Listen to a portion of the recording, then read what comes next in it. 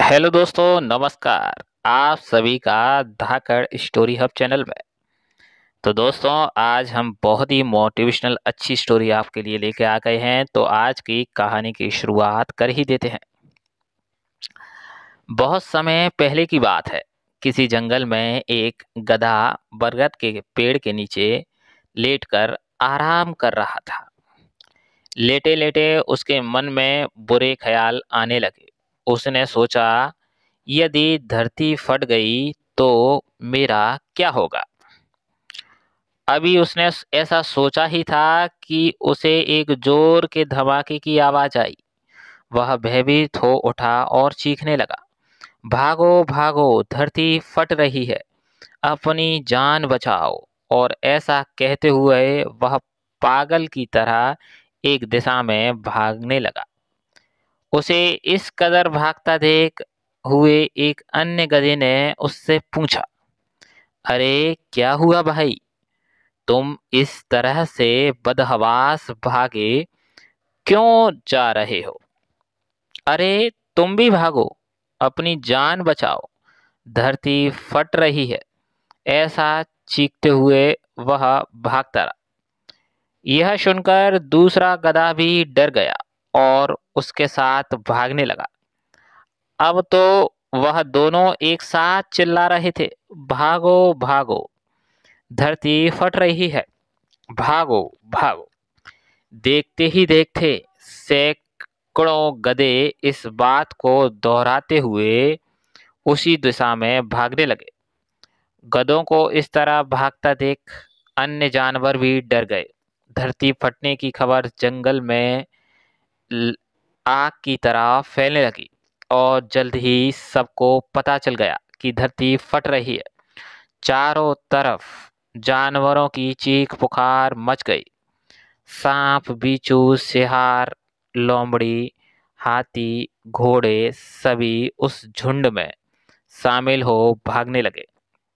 जंगल में फैले इस हो हल्ले को सुनकर अपनी गुफा में विश्राम कर रहा जंगल का राजा शेर बाहर निकला। उसने अपनी आंखों पर यकीन नहीं हुआ कि सारे जानवर एक ही दिशा में भागे जा रहे हैं। वह उछलकर सबके सामने आया और गूंजती हुई दहाड़ के साथ बोला, ये क्या पागलपन है, कहाँ भागे जा रहे हो तुम सब। महाराज, धरती फट रही है, आप भी अपनी जान बचाइए।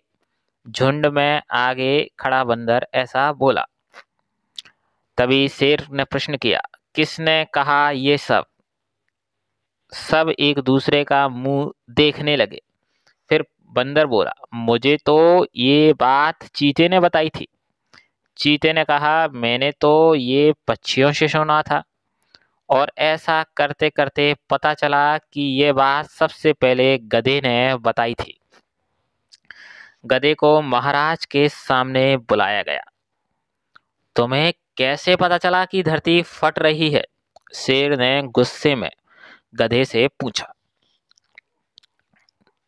मम्मा, मैंने अपने कानों से धरती के फटने की आवाज सुनी महाराज।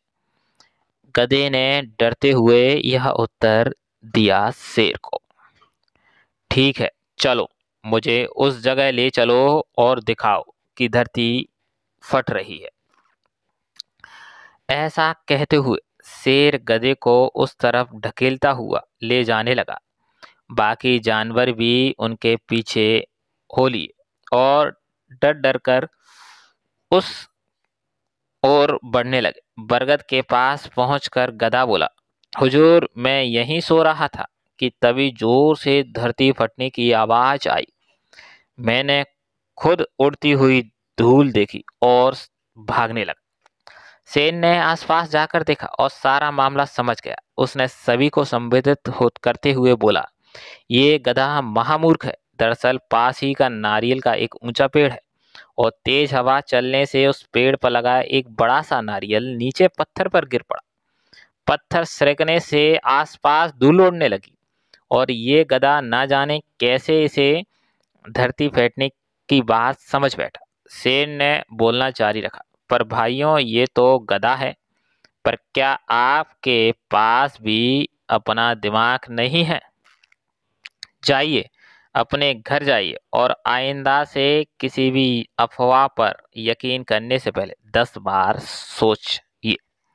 फ्रेंड्स, हमारी लाइफ में कई बार ऐसा होता है कि हम किसी अफ़वाह को सुनते हैं और उस पर यकीन कर बैठते हैं।